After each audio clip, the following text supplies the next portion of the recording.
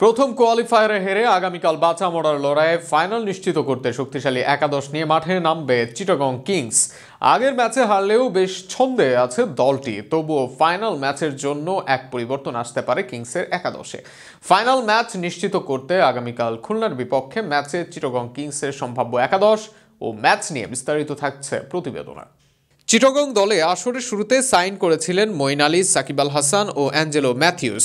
তবে এই তিন অলরাউন্ডারের একজনও যুক্ত হতে পারেননি দলের সাথে, তাই এই দলটির এখন বড় সমস্যার জায়গা অলরাউন্ডার না থাকা। ব্যাটিং লাইন আপে মাত্র 6 জন ব্যাটার তাদের, তবুও এই আসরে ইতিমধ্যে 4 বারই 200-র বেশি রান করেছে দলটি। তাই আগামীকাল লোকাল এক অলরাউন্ডার বাড়িয়ে হলেও মাঠে নামবে চিটাগং। সেখানে আরাফাত সানির জায়গায় রাহাতুল ফেরদৌস থাকতে পারেন একাদশে।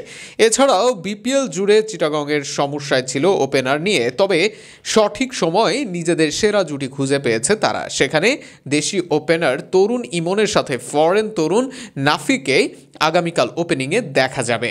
ওয়ান ডাউনে গ্রাহাম ক্লার্ক দুর্দান্ত ফর্মে আছেন এই মারকুটের টপ অর্ডার ব্যাটার। যদিও সর্বশেষ কয়েক ম্যাচে ধুঁকছেন তিনি, তবে কাল তার জ্বলে ওঠার অপেক্ষায় থাকবে কিংসরা। অধিনায়ক মিথুনও দলের হয়ে প্রয়োজন অনুযায়ী দারুণ খেলছেন।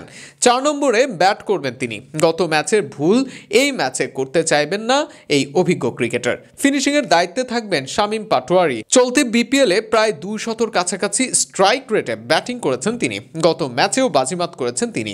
এছাড়াও তার সাথে ফিনিশিংয়ের দায়িত্বে থাকবেন পাকিস্তানি অলরাউন্ডার হায়দার আলী। হায়দার আলীর সাথে স্পিনে থাকবেন রাহাতুল ফেরদৌস ও আলিস আল ইসলাম। পেস বোলার বিনুরা থাকবেন একাদশে, তার সাথে জুটি বাঁধবেন পেসার খালেদ আহমেদ। তাছাড়া একাদশে থাকবেন দলটির জাতীয় দলের পেসার শরীফুল ইসলাম। সম্ভাব্য এই একাদশ নিয়ে আগামীকাল সন্ধ্যায় ফাইনাল নিশ্চিত করতে খুলনার বিপক্ষে মাঠে নামছে দলটি।